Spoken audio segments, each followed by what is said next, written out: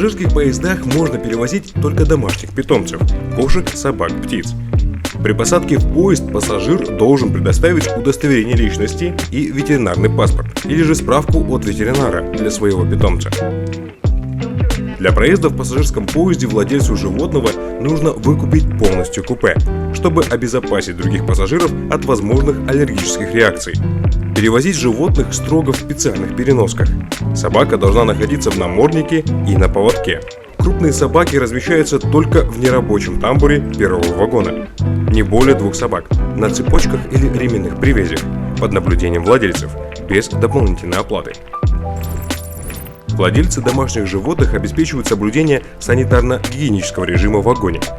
Ответственность за своих питомцев в пассажирском вагоне возлагается на их владельцев. Кормить животных, перевозимых в багажном вагоне, должен сам владелец. Запрещается перевозить животных, угрожающих жизни и здоровью пассажиров и работников поезда.